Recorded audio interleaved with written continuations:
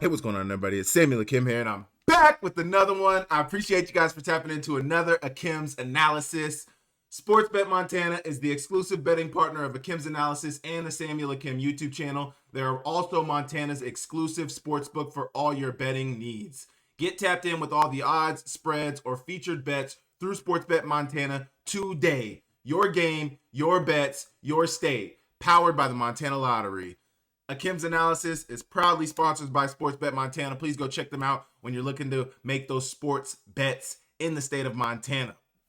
We got a great Akem'S Analysis for you today. Montana State took their talents against Idaho State and Jordan Cook, and they were up for the test. We're also getting into Caden Pennick and UC Davis, their first ranked victory against NAU. Phenomenal. NDSU played against Southern Illinois.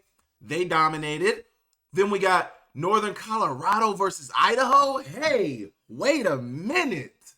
We got to get into that as well. So we'll get into that. And then the last game we'll recap is UND versus Youngstown State. They got another victory there. Not necessarily ranked in the stats perform. Might be a coaches poll ranked victory. I don't know how they judge that. YSU's like a top 30 team in the country. So we'll talk about that as well. And then we got our no huddle notes at the end. And stay tuned for the no huddle notes because I got the top 3 tiers in the Big Sky Conference that I want to talk about. We got 3 tiers in the Big Sky Conference, the top tier, the mid tier, and the bottom tier. Stay tuned to find out who's a part of what tier. But hit the like, hit the subscribe button. Please leave me a comment down below, and we will get straight into it. Okay, Montana State got the victory against Idaho State, and just like predicted, a lot of people thought if this Montana State defense is really what they say they are, they should have no problem with Idaho State, and they did not. They dominated. They almost had 400 yards rushing on the ground, 3 rushing touchdowns. Adam Jones had his best game of the season. I mean, it was a really good day in Bozeman for the Bobcats. They are playing at a very high level right now. It's getting hard for anybody to ignore what's going on in Bozeman. Obviously, you see what's going on in Missoula on the other side of the state, but Bozeman, Montana State, the Bobcats, they are firing on all cylinders. The run game is coming along. The offensive line is coming along. Justin Lamson is playing great. He's efficient. He's not turning over the ball. You know, he's doing the right things. He can run the ball as well. Julius Davis is dominating the offensive line. I mean, hey, Montana State is starting to cook. Obviously, they started the season with 2 losses. They played Oregon. Obviously, that was a loss. And then they went and played against South Dakota State. And that was unfortunately a loss at home in overtime, double overtime at that. Was that double? Yeah, because it was 17-17 at regulation. They lost in double OT.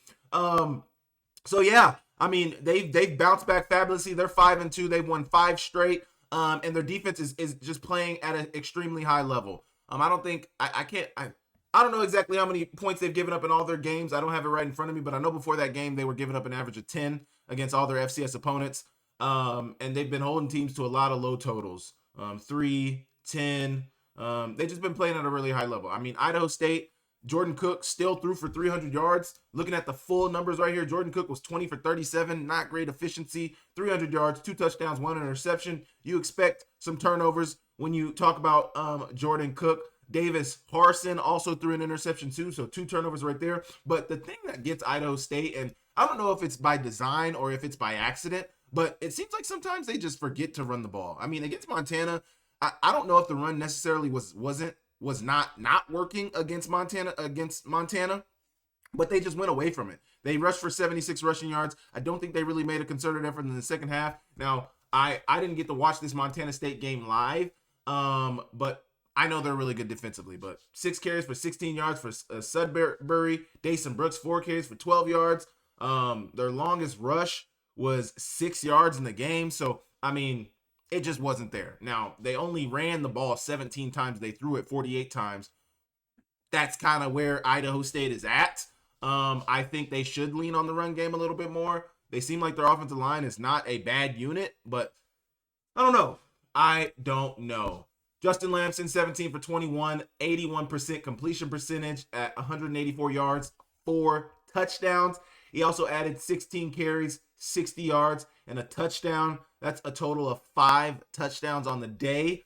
That looks like a potential offensive player of the week performance, but Caden Pennick also balled out too. So That's going to be tough pickers for that. And then you got Adam Jones, 16 carries, 173 yards, 1 touchdown, 10.8 yards a carry. I think Victor Flores said on Twitter that that was the best game that Adam Jones has had since Cat Grizz in 2024. So phenomenal performance from Adam Jones. And, Coach Vegan spoke after the game, and he said there's nothing wrong with him. The opportunities have just not been there. He also mentioned that the offensive line has been improving by the week, and they moved guys around at the beginning of the season on that offensive line. I think that's what we've seen a lot with their running game, is that they are a little bit of a discombobulated unit. As they start to gel, as they start to mesh, as they start to work more together better and start to understand the roles and responsibilities on that offensive line, you've seen them improve and improve and improve and improve. And they just look really good, man. Montana State is historically, I don't even want to say historically, but throughout the last 5 to 10 years, Montana State has been known as a rushing football team. They are going to ground and pound you to death. And they do it at the highest level possible. And it hasn't necessarily been that season. So I think a lot of people are probably excited to see that come back. It was interesting to see that come back, because do they now revert back to that? Is that what's going to be the main, or are they still going to stick with what they've been saying, or what they said at the beginning of the season, is that they want to be a balanced offense? I think that's a valuable question for anybody to ask. What is this offense going to look like? Now you kind of showed what it looks like a little bit, what you're capable of. And so, yeah, the run game dominated yesterday. The improvement of Montana helped them rack up 300 yards, almost 400 yards, 384. Caden Dowler, 7 solo tackles, 7 total tackles on the day. So, I don't know. I didn't really see any standout performances on the defense. Now, obviously, you'd have to gather who really balled out with your own eyes watching the game. But they only gave up 14 points. Now, with that, obviously, Sion Nunley had 9 receptions, 169 yards, and a touchdown. Michael Shulikov had 10 receptions, 124 yards, and a touchdown. So if we look at the total stats, Idaho State still have 400 yards of offense. But that is just the nature of their offense. They are going to put up a lot of points. It's really when they get into the red zone, when they get into enemy territory, that's when you really got to stop them. But they're going to throw the ball all over the yard. But where they misses at is the rushing. They got 400 total yards of offense, 368 yards passing, 36 yards rushing. They had 3 turnovers. That's not going to help you ever. 2 interceptions thrown and a fumble lost. You can't do anything with that. But it really, for me, comes down to the turnovers and the running game. And then obviously you got to stop the other opponent. We won't even talk about. Montana State, 570 total yards of offense, 184 passing, 386 rushing. What are we talking about? Domination to the nth degree. MSU ended the sack streak of Idaho State and came up with 1 sack on the day. Obviously, that Idaho State offensive line has been doing a really good job protecting Jordan Cook. I think another factor into them only giving up 1 sack prior to the Montana State game was because they're getting the ball off fast as well. They're able to get rid of the ball. He's not holding on to it as receivers. They run a lot of short, quick routes like slants, flats, box routes, unders. They're running that quick hitter stuff and a lot of empty sets, 3x1 sets. And he's able to get the ball out of his hands fast. But also, they had only given up 1 sack on the season. Now they've given up 2. So credit to Montana State. They do have a ferocious pass rush, and that pass rush was able to bring Jordan Cook down. I don't know. Actually, I don't even know if it was Jordan Cook or Davis Harson. But I do know they came up with a sack. That's what their statistics said, that they had a sack yesterday. So credit to them, living up to the billing of having the top defense in the Big Sky Conference. I believe Montana State plays Cal Poly next week, so that'll be interesting. I do believe they get them in Bozeman, maybe. I don't know. I don't have their schedule put up right in front of me. But they play Cal Poly next week. Let's go check it out. Actually, they're in Slow.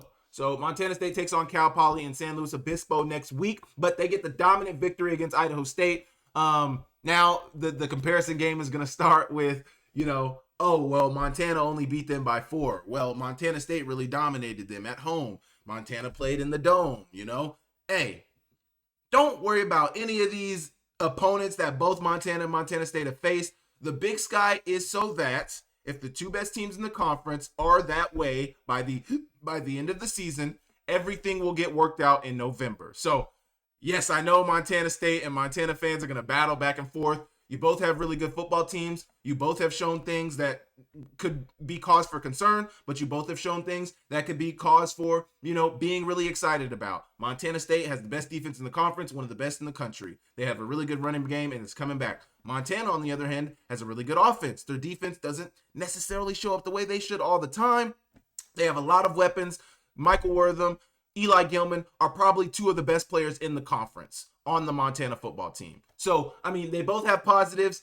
Everything will get worked out when they play in November. That is why they are annual opponents. That is why they are rivals. That is why the conference is the way it is. The Big Sky Conference, it's been Montana and Montana State for the last few years, and it is going to work itself out. When they play each other, it will work itself out. So you guys can go back and forth on social media. I love watching it. It's amusing, but just know things always work themselves out, and you guys know that. So Montana State gets the dominant victory. They go on the road next week to play Cal Poly. It should be an exciting game. But Montana State was very dominant. The run game is there. Hopefully it continues to improve. We could see, this Montana State team is getting more interesting and more interesting by the week. They play strong ball.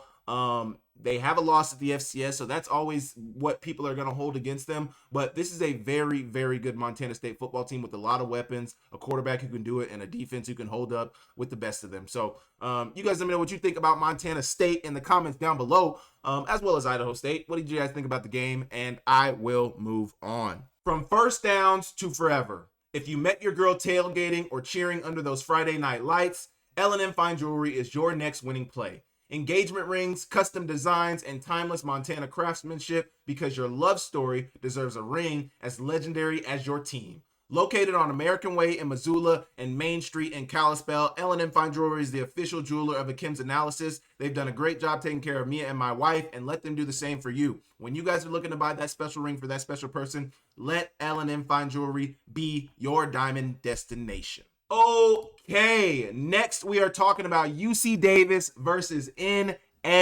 Caden Pennick is all you need to hear, and I could finish. I could say Caden Pennick and just go on to the next topic. Caden Pennick.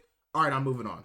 Caden Pennick. All right, I'm moving on. Let me reset this timer. Caden Pennick has been balling, man. 200. He's had over 300 yards passing for 2 straight games. In his last 2 games, he's thrown 8 touchdown passes, 0 interception. Pennick has not thrown an interception in his last 4 games. I talked about, and I actually talked about it a couple of weeks ago, but you're going to see those freshman moments from Caden Pennick, but the more time on task he gets, there was a reason that Tim Plow and that staff at UC Davis knew that he could be the guy. There's a reason that they ran him out there. There's a reason that despite whenever he's maybe messed up, he's only thrown 2 interceptions on the season, but there's a reason that they've never gone away from him. There's a reason that they've ridden it out with him and said, no, this is our guy. We're going to ride it out. He hasn't given them a reason not to want to ride it out, but hey, Caden Pennick completed 86% of his passes yesterday. He was 25 for 29, 348 yards, 5 touchdown passes. So that's why when I was talking about Justin Lamson, I had it written in my notes, offensive player of the week, maybe, potentially. I don't think he can steal that from Caden Pennick. I don't think he can steal that from Caden Pennick. 25 for 29, 348 yards, 5 touchdowns in a ranked matchup? The Big Sky game of the week? Come on. Jordan Fisher, 14 carries, 104 yards, a touchdown on 7.4 yards a carry. And then you got Samuel Batu Jr., 7 receptions, 114 yards, 2 touchdowns. It was an offensive dominant performance from UC Davis. And, they're 5-1. They're 5-1. They're undefeated against the FCS. Maybe they should be 6-1, 6-0 versus the FCS. But unfortunately, they had that game against Mercer, which got canceled. Mercer keeps winning though, which is gonna hurt. It's gonna hurt, and that is why UC Davis really needs to win. They play Northern Colorado next week, or maybe what's next week?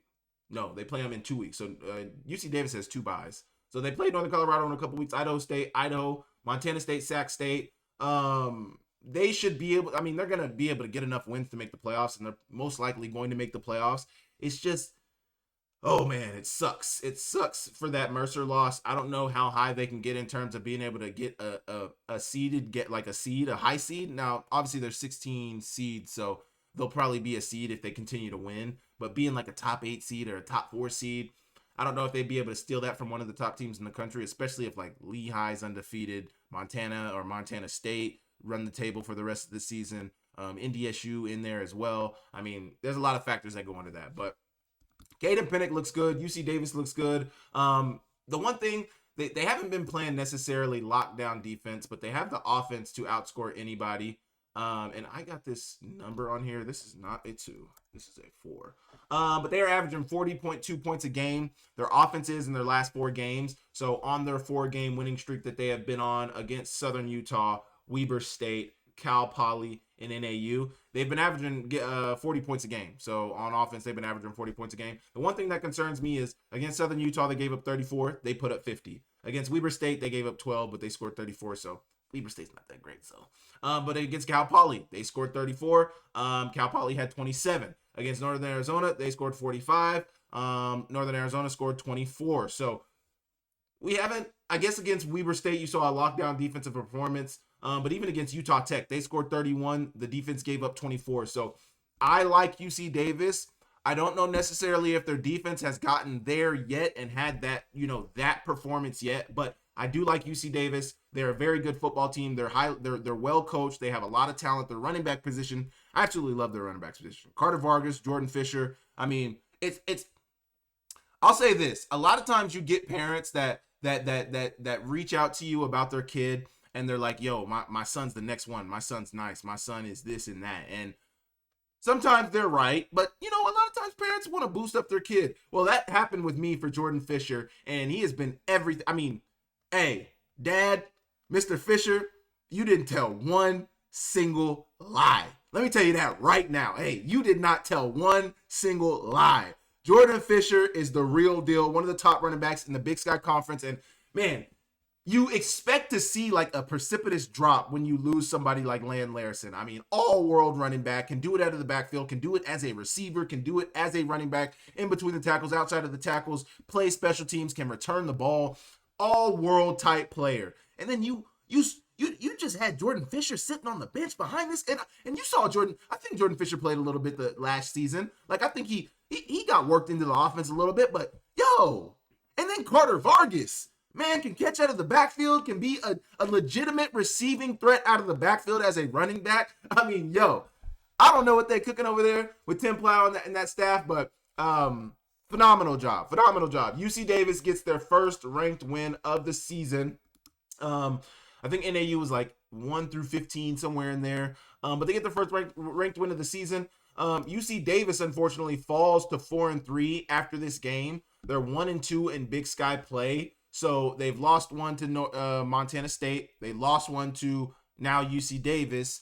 And I can't remember who their one victory was against. But they're 1-2 in Big Sky play. Ty Pennington was 18 for 28, 245 yards and a touchdown. Karan Gosset was 8 carries, 66 yards, 2 touchdowns. They ran for 165. Seth Cromwell had 43 yards on the ground. Lathan Boone had 35 yards on the ground. Their longest rush was 27 yards from Lathan Boone. So and then Isaiah Eastman had 7 receptions, 135 yards, no touchdowns. Kobe Katz has had a couple of weeks where, he hasn't really balled out. He had 3 receptions, 45 yards, and a touchdown yesterday. I don't know if teams are game planning against him, but, with him being that number one guy, he is going to get a lot of the attention. If you watch the Montana game yesterday or go watch my breakdown of that game, Montana gave Michael Briscoe their time. They had enough time for Michael Briscoe. Now, he did make some plays, but he wasn't a game wrecker. And I think that's what you want from when you're playing against a top receiver. Is like, hey, they're going to make some plays. They're good for a reason. They're where they are in the season for a reason, but he can't be the reason we lose this game. And I think that's the mentality Montana took was, hey, he's going to make some plays, but we have time. We have time for you. And I think, I don't know if UC Davis, I didn't necessarily watch this game through and through. So I don't know if UC Davis necessarily dedicated the attention or time that they needed to Kobe Katzis, but 3 receptions, 45 yards. I did watch the game last week against Montana State. He struggled a little bit in that game. So interesting. One point I had about NAU is one thing, UC Davis is undefeated against the FCS and have won 4 straight. So they're 5-0 against the FCS, have won 4 straight. They're heating up. The tiers and the tiers in the FCS and the tiers in the Big Sky Conference are starting to separate themselves. NAU is a perfect example of the levels that exist in the Big Sky Conference. NAU is good and will challenge anyone in the Big Sky Conference, but they are not a top tier team in the conference. And I will talk about those Big Sky tiers at the end of the video when I get to no huddle notes. So stay tuned in for the tiers in the Big Sky Conference. It's probably not going to be that surprising. Maybe for some of you it might be surprising, but there's a top tier. There's a few teams in the top tier. The mid tier is the biggest tier of teams in the Big Sky Conference this season, and then you have a bottom tier. So we'll talk about those as we get to the end. But let me know what you think about this UC Davis NAU game. I've been very impressed with Caden Pennick. He continues to impress me. I have no reason to think. I mean, this guy just continues to perform. I can say what I want about their defense. I can say what I want about anything, but Caden Pennick continues to show up, and I believe that he's being put in a phenomenal position with Tim Plow, their offensive staff, what they're doing for him, the way they're using him. And yeah, so exciting win for UC Davis. They get their first ranked win of the season. They remain undefeated against the FCS. You guys let me know what you thought about UC Davis versus NAU in the comments down below, and I will move on. Okay, NDSU versus Southern Illinois. I did not think this would be a close game. I'm not saying I'm happy that Southern Illinois got beat down, but I was correct about this game and what I thought this game would be. NDSU dominates Southern Illinois. Southern Illinois didn't help themselves out at all. They turned over the ball a lot. Not even a lot. I don't want to say a lot. I don't want to put them out there like that. But they did turn over the football. I'm pulling up the numbers right now. But they turned over the ball, and I think that's, I mean, you cannot turn over the ball against this North Dakota State football team. You can't. I mean, if you want to win, you can't, because they don't. Their quarterback is not going to turn over the ball. He's not going to miss a lot of passes. He can run with his legs. I mean, Cole Payton, if you don't know, go check him out. That boy is the real deal. Southern Illinois had 3 turnovers in this game. And that, I mean, against a team like North Dakota State, that becomes the difference. And really, it was right before half. I think they were down 17-10, I believe. Or, yeah, I think it might have been tied 10-10 at this point. But they're going in to score, because I think they were down 17-10 at half. Let me see, 10. Yeah, they were down 17-10 at half. So it was 10-10. They were driving right before halftime, and they fumble the ball, man, and give it back to NDSU. And it really seemed like from that point on, the game was never the same. I mean, I think North Dakota State went up 17-10 at half, and then right out of half, they go up 30, or what is that? What would that have been? They scored 14 at half, so they would have been up 31-10 at that point.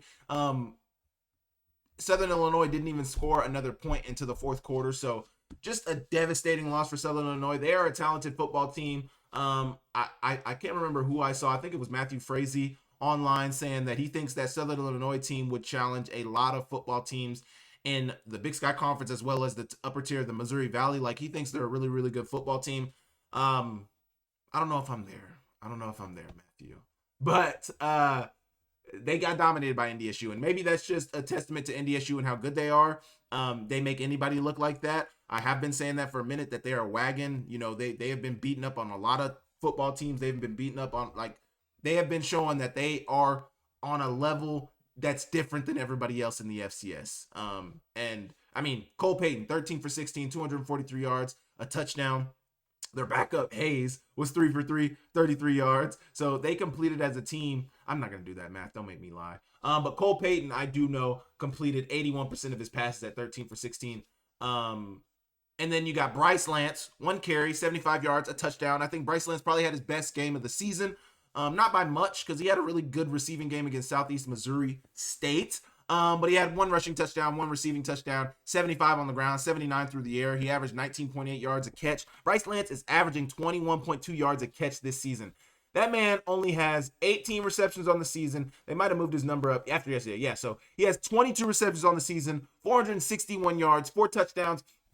Bryce Lance is averaging 21 yards a catch. That boy is balling. He's balling.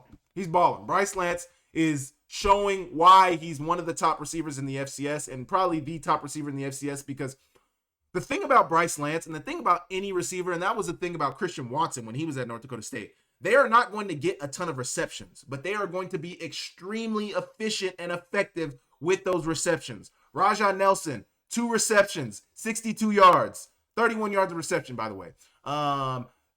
Reese Kessel, 1 reception, 50 yards. I mean, just extremely explosive. The play action is very effective at North Dakota State. They run the ball downhill, a lot of power.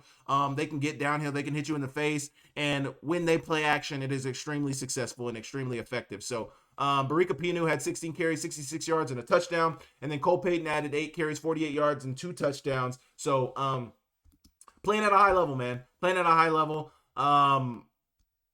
NDSU is just they were just able to figure out Southern Illinois. They were just able to figure them out, and it seemed like when they figured them out, as well as compile that with Southern Illinois helping them out as well, you just can't hang with this football team. You just can't hang with this football team at times. Cole Payton continues his phenomenal play. I don't know how, if you're somebody that votes on the Walter Payton Award at this point in the season, you don't have Cole Payton as your number one. He's on the best team in the country, and he's been playing the best. I still don't think he's turned over the football this season.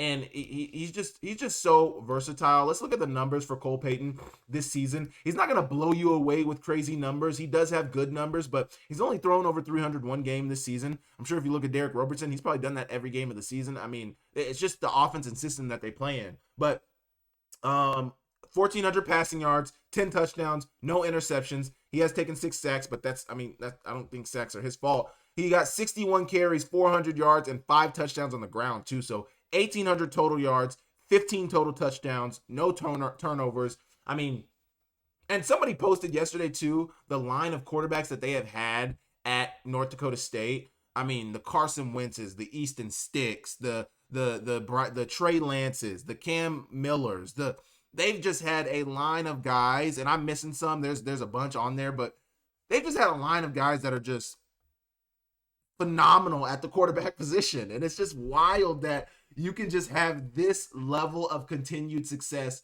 over and over and over and over and over. So I don't know, man.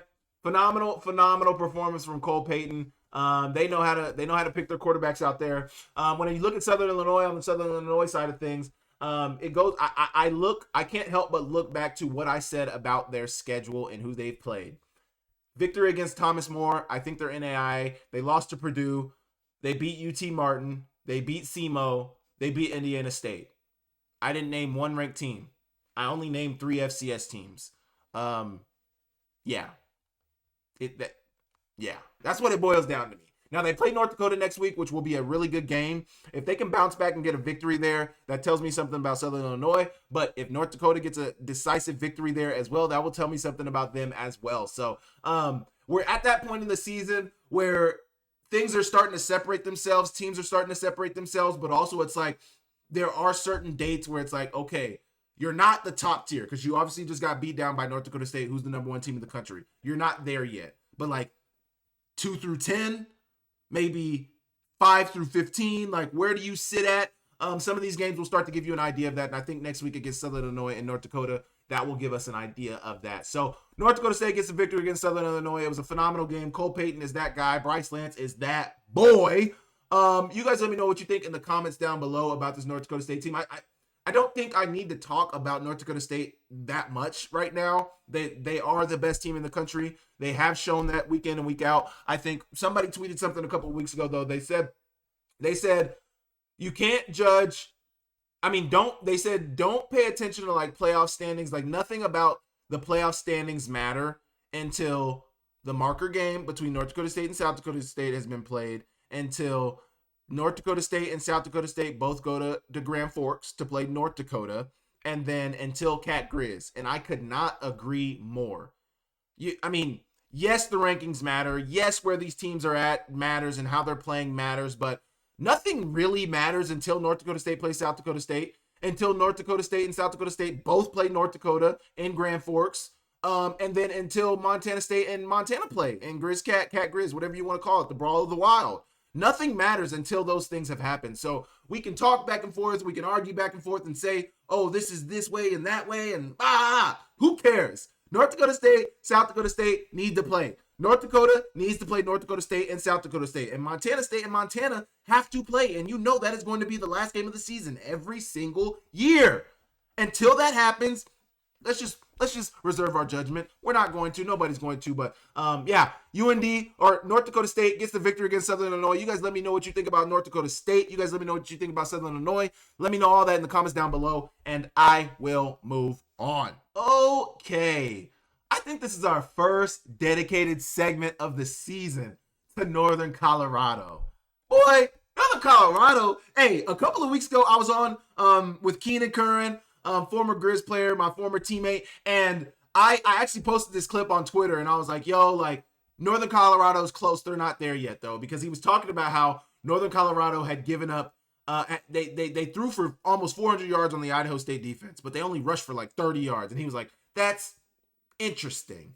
And I was like, yeah, Northern Colorado's close. They're not there yet, though. And he was like, well, what does close mean? In the Big Sky Conference, what does it mean when you say a team is close? Well, this is what I mean when you say a team is close. Northern Colorado goes into the Kibbe Dome, and gets a victory against the Idaho State. Excuse me, Vandals fans. I'm so sorry. Northern Colorado goes into the Kibbe Dome and gets a victory against Idaho,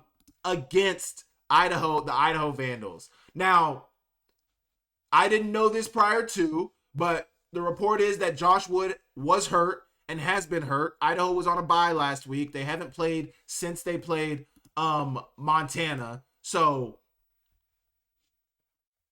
hey.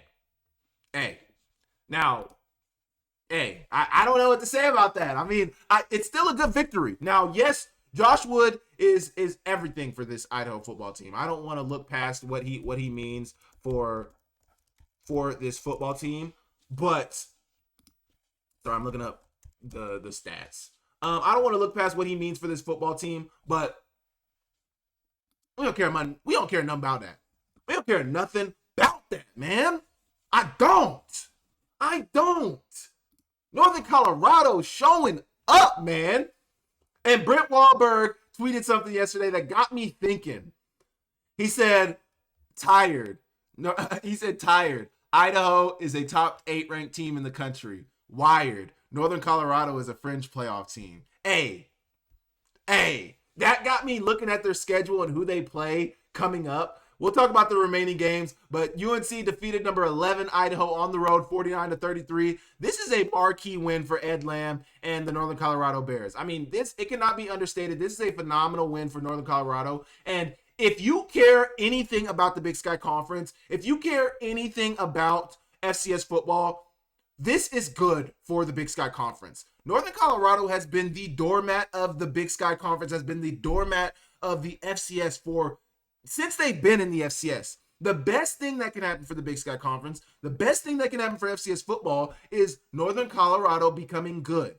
Any team becoming good. I mean, when you bring the floor up of the FCS, that just improves the whole subdivision. Bring the bottom tier teams up, bring them along, everybody eats, and a rising tide raises all ships. I think that's the correct way to use that term. But Northern Colorado, hey, take a victory lap, man. They put the entire Big Sky Conference on notice, and anybody else who has Northern Colorado on their schedule is telling their coaching staff today, this morning, hey, that is not going to be us.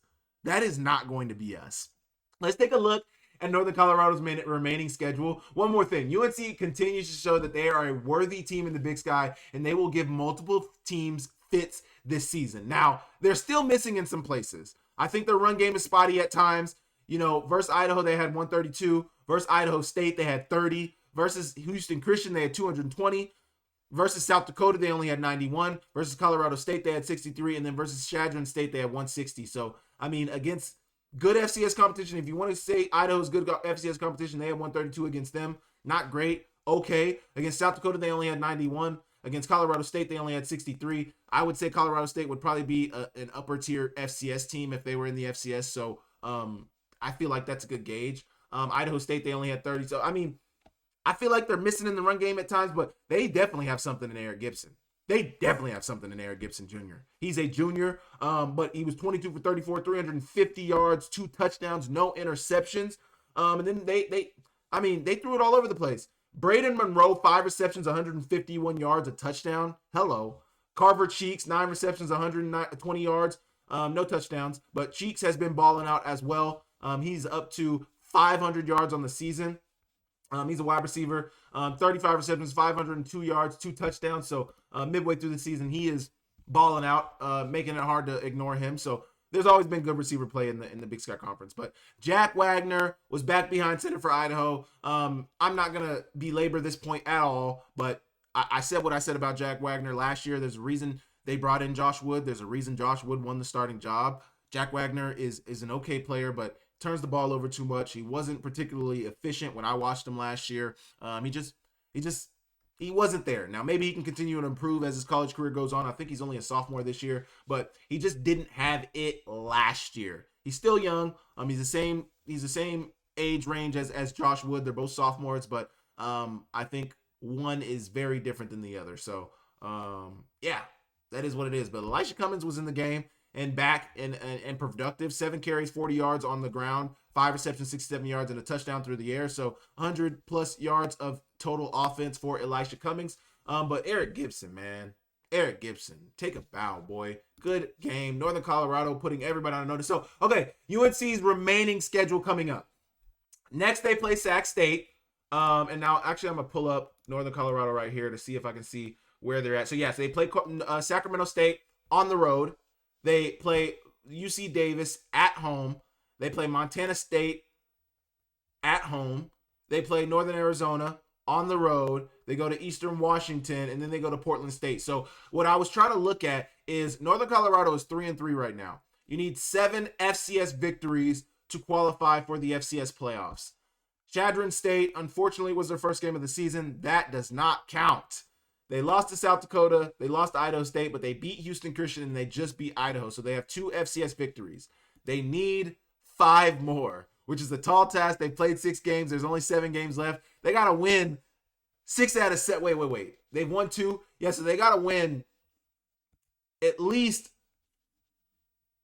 5 of their last. They're 6-6. I'm messing up with my math right now. They have 2 FCS victories. They need 7. So they need 5 more FCS victories. They have 6 more games. They got to win 5 out of their last 6. Is that correct? Yes, they're 6-6. They're playing 12 regular season. Yes. They got to win 5 out of their last 6 games in order to qualify for the playoffs.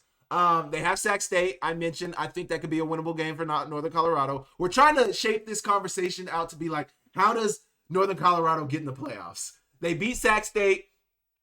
They play UC Davis and Montana State. They beat NAU. They beat Eastern Washington. They beat Portland State. They win those 4. That gives them 4 victories. The crutch is they got to beat UC Davis or Montana State. They got to. Will they? Can they? I don't know. But in order for Northern Colorado to make the playoffs, they got to beat UC Davis or Montana State. Now, will they get there? Will they? I mean, a lot of teams are playing 12 games this season, so the low bar might be 8 wins now. You might not even be able to get away with 7. Like, you might need 8, given that a lot of teams are playing 12. So this might be null and void. This might be a moot point. But there are some winnable games on Northern Colorado's schedule. I think they finish closer to 500, less than playoff eligibility. I don't think they beat UC Davis or Montana State, but I think they have a strong chance to beat NAU, Eastern Washington, Portland State, and Sac State. That's all I'm gonna say about that. They got to beat Montana State or UC Davis and win all those other ones, obviously, to make the playoffs or even be in contention. So that is what it is. But for Eric Gibson, he has thrown 300 plus in his last 3 of his last 4 games, so he is balling out of control as well. Eric Gibson, I tip my hat to you. You've been balling. You guys let me know in the comments what you thought about this Northern Colorado versus Idaho game. What do you think about this Northern Colorado team? You guys let me know in the comments down below, and I will move on. Okay, the last game that we're going to talk about broadly is North Dakota versus Youngstown State. And North Dakota got the victory. Now, unfortunately for North Dakota, this was not a ranked victory for them because at least through the stats perform, it wasn't a ranked victory. Sam Herder mentioned online that they were ranked through the coaches poll. So, it was a good game for Jared Kaminsky. Sawyer Seidel, I think it's Seidel, balling. He showed flashes in that Montana game. He's a younger guy as well. I think he's a sophomore, and he must have shown the coaches something when they played Montana because I don't know if he's gotten a heavy role in the offense. He hasn't really, but against Montana, he had. Wasn't that him? Yeah, it was number. No, it wasn't. I'm thinking of a whole different team. I'm thinking of Indiana State. Forget that. But Sawyer Seidel yesterday did ball out. He had I think 14 carries. Let me get back to it. He had 20 carries, 114 yards, no touchdowns. But Jerry Kaminsky was 17 for 27, 146 yards, 3 touchdowns. BJ Fleming, 5 receptions, 84 yards, 2 touchdowns. Youngstown State, man, you got to find somebody outside of your quarterback to help you out. You got to find somebody outside of your quarterback to help you out. Bo Brungard, 18 for 33, 269 yards, 2 touchdowns, no interceptions. On the ground, he had 19 carries, 71 yards, no touchdowns. You just got to give this man some help. Now, the receivers did their part. Kyle Wilson, 4 receptions, 102 yards, and a touchdown. And then you got Max Tomczak, 4 receptions, 79 yards, no touchdowns. And then Mike Solomon, 2 receptions, 37 yards, and a touchdown. They just need some help offensively, man. Bo Brungard needs some help offensively. They were 3 for 14 on third down, not going to get it done. 2 for 5 on fourth down, not going to get it done. They only rushed for 100 yards, not going to get it done. They have 7 penalties for 64 yards. That is not going to get it done. The time of possession wasn't a big discrepancy. Even the total yardage wasn't even a huge discrepancy, but only 108 on the ground.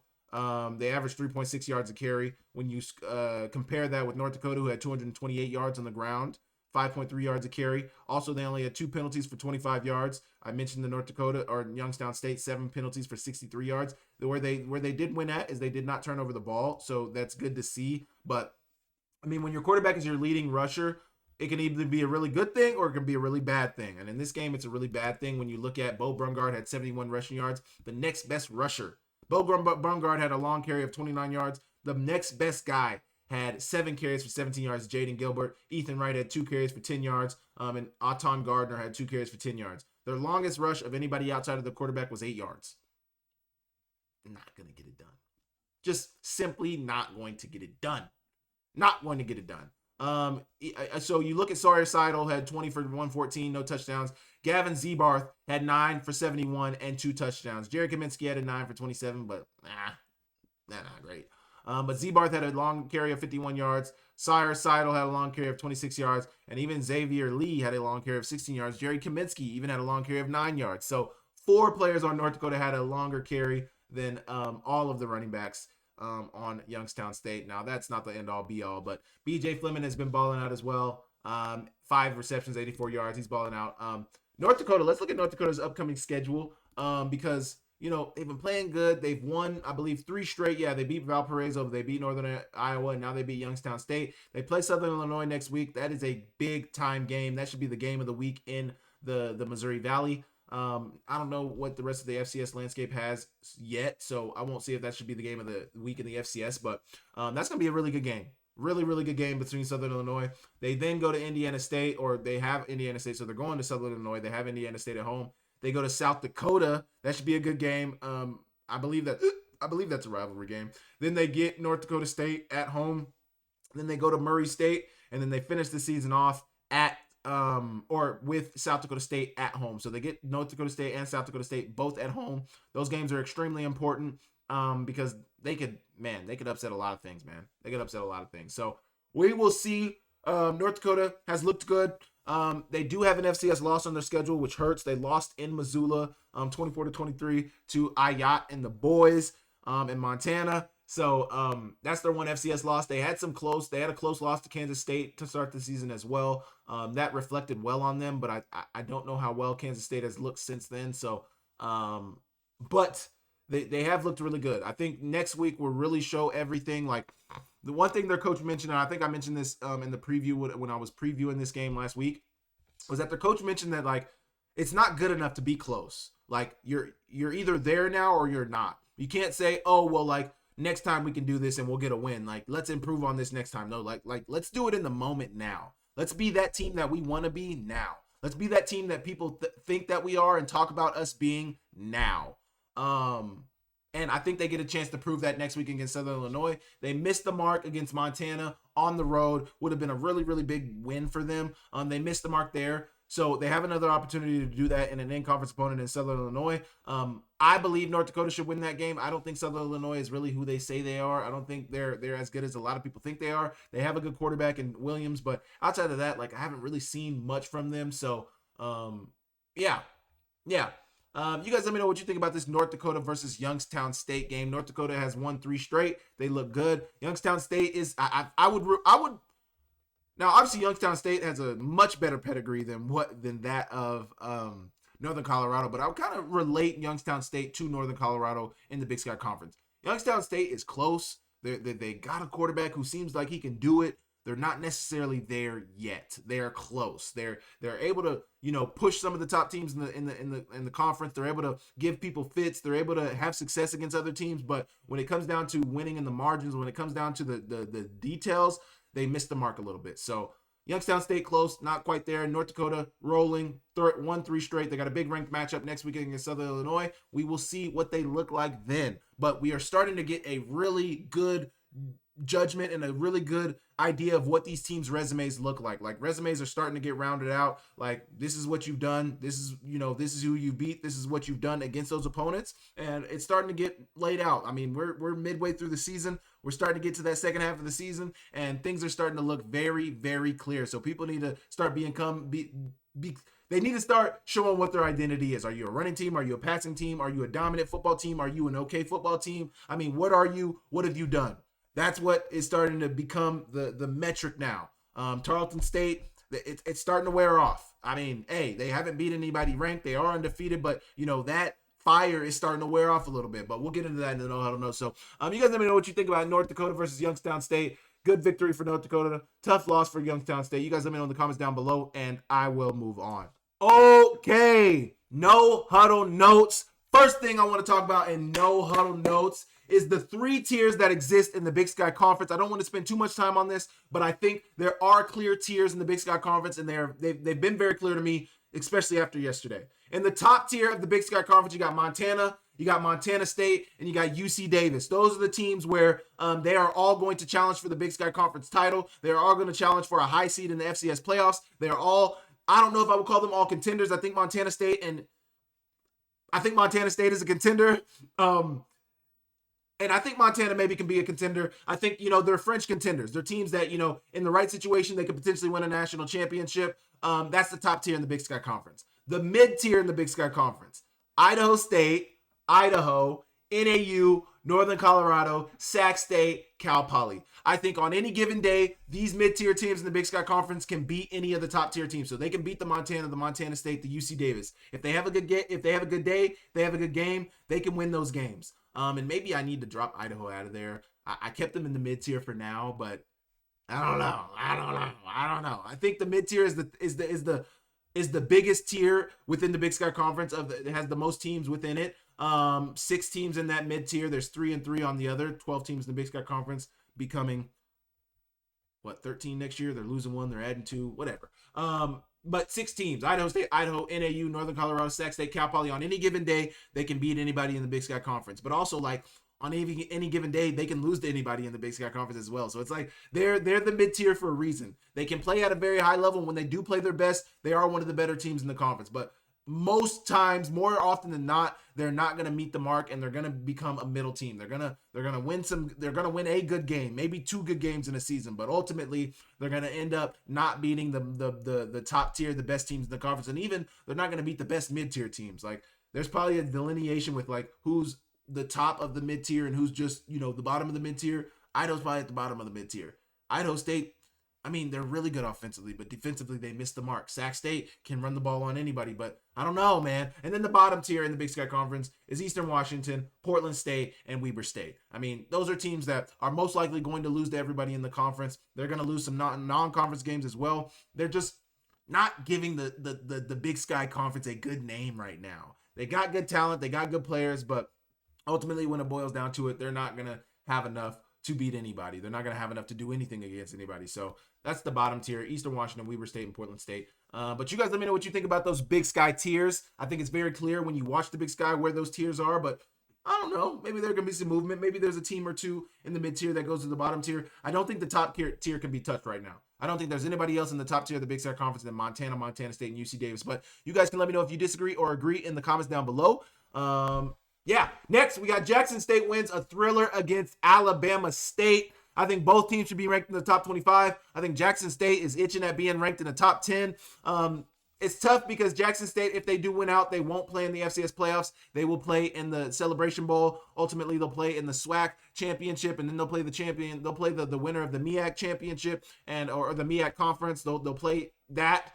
That'll be what it'll be. So it's tough, man. It's tough. But Jackson State is a good football team. Alabama State is also a good football team. That is why I say I think they should be ranked. Andrew Body is a phenomenal player. Jackson State quarterback, I think, threw for 5 touchdowns yesterday. I mean, Jackson State has been playing highly. And somebody mentioned last week, why is it that Jackson State remains ranked? Like, why are they've just been there. They've just been there in the rankings, and they haven't really moved a ton. They haven't, I mean, at least in my poll, admittedly, so I haven't moved them a ton. I've kind of kept them where they're at. And the reason for that is because, yeah, sure, maybe they're a ranked team, but like, they haven't really beaten anybody. And even this Alabama State win, unfortunately, if you're talking about the stats perform poll, they were not ranked in the stats perform poll. So I don't even know if that goes down. That Jackson State doesn't get a ranked win for that. But Alabama State was a formidable opponent. I think the reason Alabama State probably wasn't ranked was because of a little bit of HBCU biased. I think, they don't play in the FCS. All of them don't play in the FCS playoffs.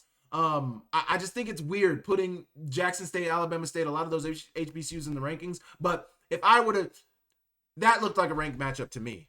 They both looked like ranked teams to me. They both look like they could beat a lot of teams in the Big Sky, a lot of teams in the Big Missouri Valley, a lot of teams in the CAA. They look like on any given day they can beat anybody in the FCS. Most teams in the FCS. So Jackson State wins a thriller against Alabama State. That's a good win for Jackson State. A good win in the SWAC. All of it. They're out there. Lehigh remains undefeated, man. Undefeated. Now, somebody was mentioning their defense, and I went and looked at Lehigh, and I'm gonna look them up right now. I looked at Lehigh's schedule, and man, I don't know, man. I don't know. They played Richmond, they won 24-14. They played Sacred Heart, they won 28-10. They played Duquesne, they won 35-21. They played Bucknell, they won 41-24. They played Penn. They won 44-30. That game was closer than the final score would suggest. They played Yale. That game was 31-13. They played Columbia yesterday. They won 31-7. I mean, they beat everybody you put in front of them. They couldn't have more than 7 wins. Oh, the only amount of wins they could have right now are 7, and they have 7 wins. So credit to them, but I don't know, man. I don't know.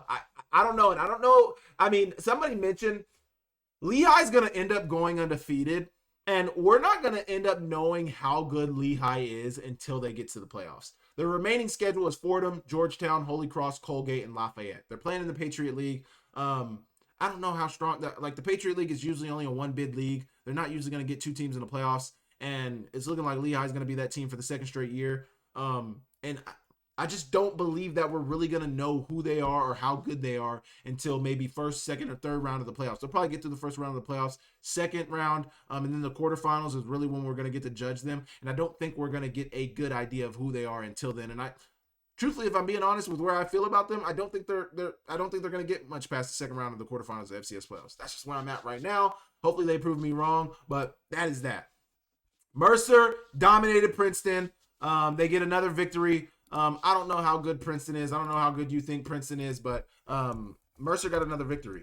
So say what you want about Mercer. They continue to win. The only blemish on their schedule is that UC Davis game, and then obviously that Presbyterian game. But the more Presbyterian wins, the less you want to hold that loss against Mercer. It was a close loss. They lost 15-10. Presbyterian has been playing really good defense. I think they got one of the top defenses in the country.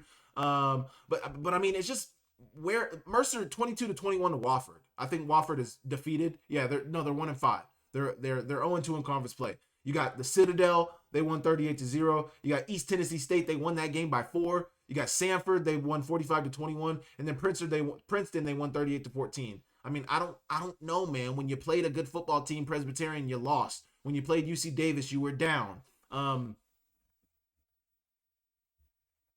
They're leading them the SoCon, and that is that. They're number 1 in the SoCon, so that's what we're gonna finish that off with. Rhode Island takes care of a business against New Hampshire to improve to 5-2. They are undefeated in the CAA. Rhode Island took an ugly loss to Brown last week, and they bounced back, getting a good win against New Hampshire. Obviously, New Hampshire, I think, is 3-4 at this point, so they're not great. But they're a worthy opponent, and I don't know who wins if New Hampshire and Brown plays. I would probably lean towards New Hampshire. I mean, but I don't know. But Rhode Island improves to 5-2. They're undefeated in the CAA.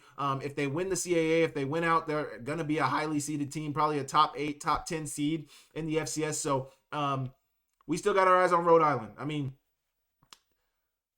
they're going to be a seeded team if they win out. That is the fact of the matter. Presbyterian remains undefeated, but have not been tested. Oh, wait a minute. Let me restate that. Presbyterian remains undefeated, but they have been tested at every point of the journey. Let's go look at Presbyterian and where they're currently sitting at this season. Mercer, they won against Mercer 15-10. That was a really good win for Presbyterian. They beat Furman 39-38. They played a school called Erskine. They won 42-14. That's not going to count for FCS eligibility. Then they beat a team called Bluefield 76-3. That won't count for playoff eligibility. I don't even know if Presbyterian is playoff eligible this year, but they're undefeated. They're 6-0. Dayton is 5-1, 3-0 in conference play. So I need to pay attention to them more as well. But then they beat Morehead State 41-0. That's a Pioneer League team. And then yesterday they beat Butler 31-25. So Presbyterian continues to win. They continue to lead the way in that Pioneer League. And they just continue to be a team that is a team to be reckoned with. So Presbyterian, they're undefeated. A couple more here. Abilene Christian dominates West Georgia, and West Georgia gets West Georgia. I cannot type sometimes, but West Georgia gets their first win or their second straight loss of the season. So not quite what I'm looking for. Let's go. But man, Abilene Christian is an interesting football team. That is to say the least. They are an interesting football team.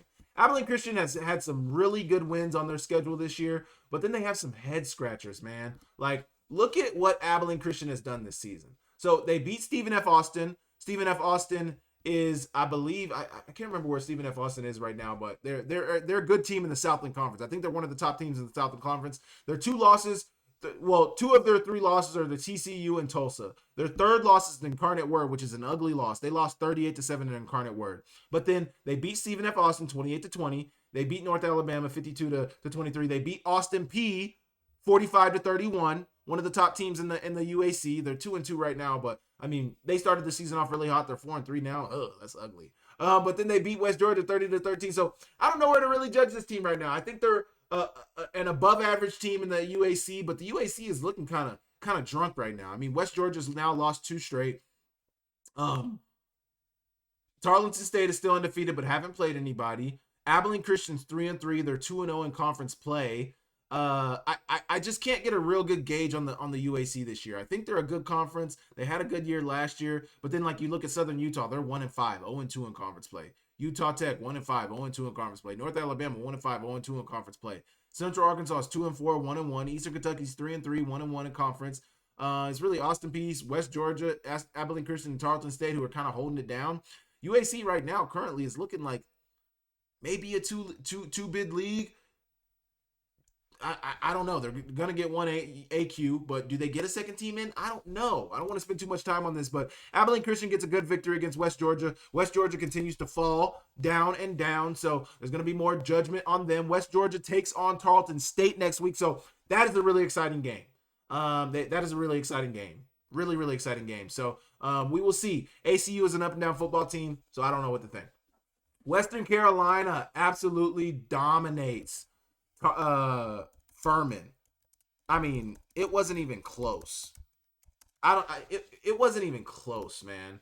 I mean, absolute domination, 52-7. Western Carolina gets the victory. And what it came down to in the game, if you look at the stats and you look at the numbers, Furman had 5 turnovers. You cannot win any football games with 5 turnovers because you look at the numbers, and Western Carolina's numbers were not astronomical. I mean, they had good offensive numbers, but Teron Dickens completed 53 for 56 last week. This week he was 17 for 24, 220 yards, 4 touchdowns.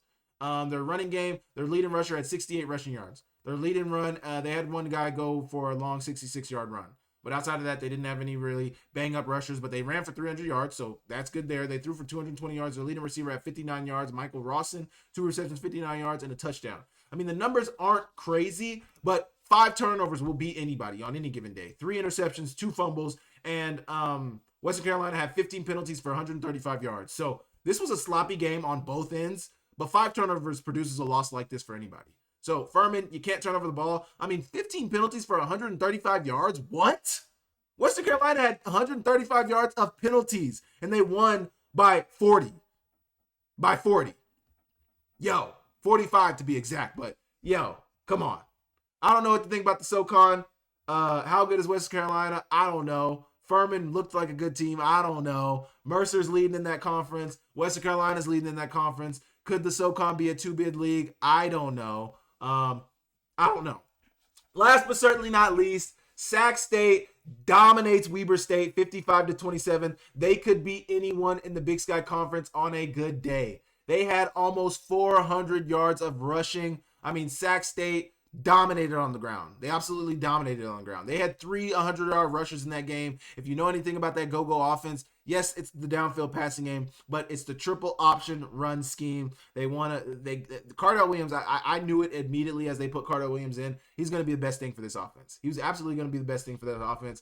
He had 139 rushing yards yesterday. Jaquel Smith had 135 yards on the ground yesterday, and Rodney Hammond had 106 yards on the ground. When Sac State is clicking, they can run the ball with the best of them. They had 397 yards on the ground. Sac State is a team to watch because they have the ability to run the ball. If you are not a good run-stopping football team, you will struggle against Sac State. You just will.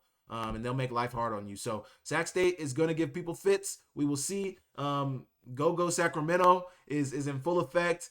And yeah, we'll just see. They lost to Cal Poly. Cal Poly's not a bad team, but I don't know. I thought Sac State would have been able to maybe win that game. We will see, though. You guys let me know what you thought about those no huddle notes. You guys let me know what you think about the Big Sky Tiers. You let me know what you think about Sac State, Western Carolina. Let me know what you think about all that in the comments down below, and I will move on. Okay, I want to thank you guys for tapping into Akem'S analysis. The FCS is heating up. It's heating up, man. Things are getting exciting. There's teams playing against ranked competition. There's some teams who are becoming more and more dominant. Teams are undefeated. Some undefeated teams are falling. Some undefeated teams are remaining. We will see what it looks like at the end of the season. But this Akem'S analysis has been presented to you by Sportsbet Montana, the exclusive betting partner of Akem'S analysis and the Samuel Akem YouTube channel. So I just want to thank you guys for tapping in. I want to thank you guys so much for giving my channel love. Make sure you guys hit the like. Please subscribe to the channel if you guys are here. It helps out a ton. I've been growing, and I appreciate all the support. We are going to continue to cover the FCS. Obviously, I cover the Big Sky with Skyline Sports, but we always got to give a shout-out to the rest of the FCS and peek at what's going on. So No Huddle Notes is where we take care of that, and Akem'S analysis is where we recap and we preview all the games. So make sure you guys tell your friend about me. Make sure you guys continue to tune in. Leave some comments if you guys got some questions. If you guys got something you guys want me to cover, let me know in the comment section down below, and I will catch you guys next time. See you later.